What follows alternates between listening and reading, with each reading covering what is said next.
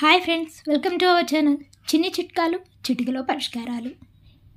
ప్రతి ఇంట్లో కామన్గా ఉండే కూరగాయల్లో బంగాళాదుంప ఒకటి. ఈ బంగాళాదుంప వేపుడు అంటే చాలామందికి విపరీతమైన ఇష్టం. ఇది చేయడం కూడా చాలా ఈజీ.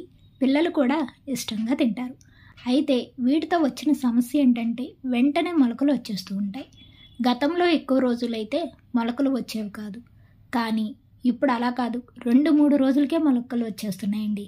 మరి ఇలా మొలకలు వచ్చాయి కదా అని వాటి పారేయలేం, కానీ కొన్ని చిట్కాలతో మనం బంగాళాదుంపను మొలకలు రాకుండా చూసుకోవచ్చు. బంగాళాదుంపలను గాలి వెలుతురు వచ్చే చోట ముఖ్యంగా ఉంచాలండి. ఇక ఇవి ఆకుపచ్చగా మారితే బంగాళాదుంపలు చేదుగా మారిపోతాయి, రుచి కూడా పోతుంది. కాబట్టి వీటికి ఎక్కువ తేమ తగిలిన మొలకలు వచ్చేస్తాయి. చూసారా, ఇలాంటి బుట్టలు ఉన్నాయి కదా, వీటిని ఇలాంటి బుట్టల్లో స్టోర్ చేసుకుంటే బంగాళాదుంపలు ఎక్కువ రోజులు నిల్వ ఉంటాయి. అంతేకాకుండా ఈ బంగాళాదుంపలను ఉల్లిపాయలతో కానీ అరటి పండ్లతో కానీ కలిపి ఎప్పుడూ ఉంచకూడదండి. ఇలా ఉంచితే బంగాళాదుంపలు త్వరగా మొలకలు వచ్చేస్తాయి. కాబట్టి ఇలాంటి బుట్టల్లో మాత్రమే నిల్వ చేసుకోవాలి. ఇక రెండవ చిట్కా ఏంటంటే బాదం పప్పు పొట్టు సులువుగా తీసేయడం. మనం రాత్రంతా బాదం పప్పును నానబెట్టి పొట్టు తీసి పిల్లలకి ఇస్తూ ఉంటాం. అయితే ఒక్కొక్కసారి పని హడావిడి వల్ల మర్చిపోతూ ఉంటాం.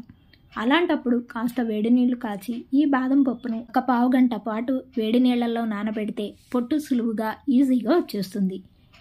ఇక మిగిలిన ఈ బాదం పొట్టుని వాటర్ని ఏం పారైన అవసరం లేదండి, మొక్కలకి వేస్తే చాలా బలం.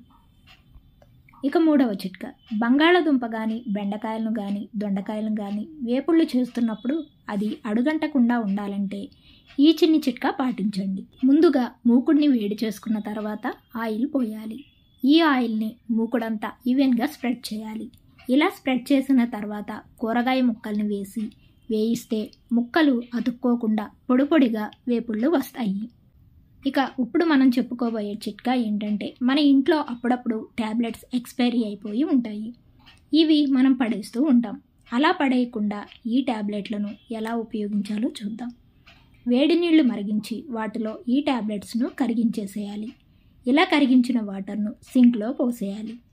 ఇలా చేస్తే సింక్ దుర్వాసన పోతుంది. ఎక్కడైనా బ్లాక్స్ ఉన్నా సరే క్లియర్ అయిపోతాయి. అంతేకాకుండా ఈ వాసనకు బొద్దింకలు కూడా దరిచేరవు. ఇలా ఎక్స్పైర్ అయిన ట్యాబ్లెట్లను ఇంకో రకంగా కూడా ఉపయోగించుకోవచ్చు. అది ఎలా అంటే ఈ ట్యాబ్లెట్లను చిన్నవో పెద్దవో మొక్కలు పెంచుతూ ఉంటాం కదండి, ఆ కుండీలలో వేసేస్తే మొక్కలకి చాలా బలం.